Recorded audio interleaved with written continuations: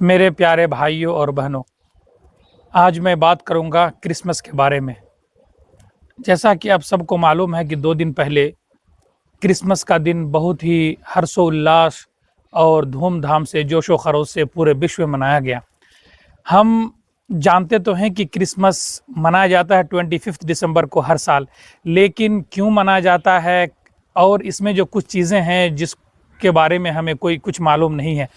जैसे Christmas tree है, Santa Claus है, मोमबत्तियां हम जलाते हैं इन दिनों में। क्यों जलाते हैं, ये जो अलामतें हैं कहाँ से आई, ये रिवायतें कहाँ से आई, क्यों आई, हम इसके बारे में जानेंगे।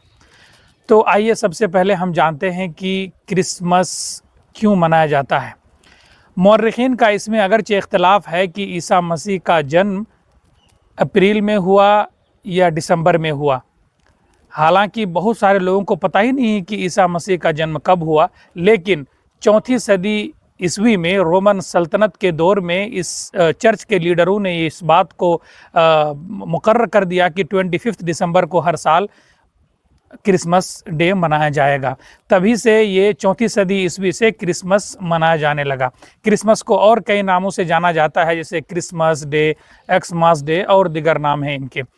आइए अब हम जानते हैं कि जो 3-4 रिवायती चीज़ें हैं ये कहाँ से आई। 3-4 चीज़ें हैं, जैसे क्रिसमस ट्री है, सेंटा क्लॉज है और मोमबत्तियाँ है। इस त्यौहार की ये 3 अलामतें हैं जो बहुत ही राइज हैं और हम उसके बारे में जानते नहीं हैं। तो सबसे पहले हम आइए आपको बताते हैं कि सेंटा क्लॉज कहाँ से आया। सेंटा क्लॉज असल में सेंट निकोलस बिशप पादरी का नाम था, जो तुर्की के इलाके में एक जगह थी मायरा, वहाँ के बिशप थे। और ये बहुत ही नेक दिल इंसान, गरीबों की मदद करने वाला, बच्चों की हिफाजत करने वाले बिशप थे। जब इनकी मौत हो गई, जब इनकी मृत्यु हो गई, उसके बाद यूरोप और अमेरिका में इनके चर्चे होने लगे कि बहुत ही मशहूर आदमी थे, बच्चों की हिफाजत, गरीबों की मदद करने वाले इंसान थे।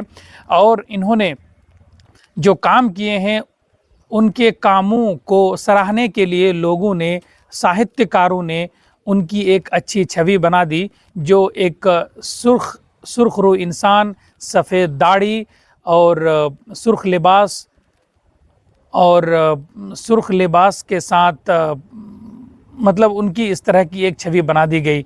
और उसके बाद से ही सेंटा क्लॉज इनके त्यौहार में आने लगा। हालांकि इसकी कोई मजहबी या अकीदतन इसकी इबादत की कोई हैसियत नहीं है, यानी इसका धार्मिक तौर पर कोई महत्व नहीं है।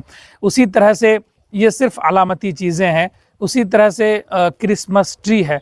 क्रिसमस ट्री के बारे में भी जो हमें मालूम है वो ये कि क्रिसमस ट्री का भी धार्मिक तौर पर कोई महत्व नहीं है, बल्कि ये रिवायत जर्मनी से आती है। वहाँ पे एक दरख्त हुआ करता था, एवरग्रीन, जो हमेशा हरा रहने वाला दरख्त था। उसको लोग लेके आया करते थे अपने घरों में मौसम रात में, और ये ज़िंदगी की अलामत हुआ करती थी कि ये कभी ये दरख्त सूखेगा नहीं, बल्कि हमेशा हरा रहेगा, उससे हमारी ज़िंदगी की यादें जुड़ी रहेंगी। और फिर उसके बाद उसके ऊपर सितारे लगाए जाने लगे। इस बात की अलामत थी कि हज़रत ईसा मसीह की जो पैदाइश हुई थी बैतुल लहम, जो मौजूदा फ़िलिस्तीन के वेस्टर्न बैंक में वाक़े है, वहाँ पे बैतुल लहम में इनकी पैदाइश हुई।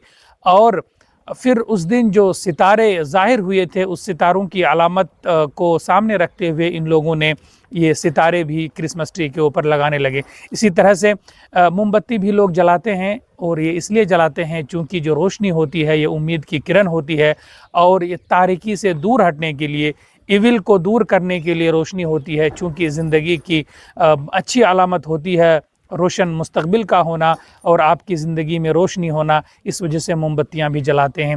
ये चंद चीज़ें थी जो बहुत ही अहम थी, जिसके बारे में हम सुनते थे, देखते थे, लेकिन कभी पता नहीं था कि इसकी आया कोई मजहबी पहलू इनका क्या है, सही है, गलत है, जो भी है। खैर, हम उसके बारे में नहीं जाना चाहते हैं, बल्कि ये रिवायती चीज़ें हैं जिसके बारे में हमें मालूम करना था, हमने मालूम किया और आपके सामने लेके आया।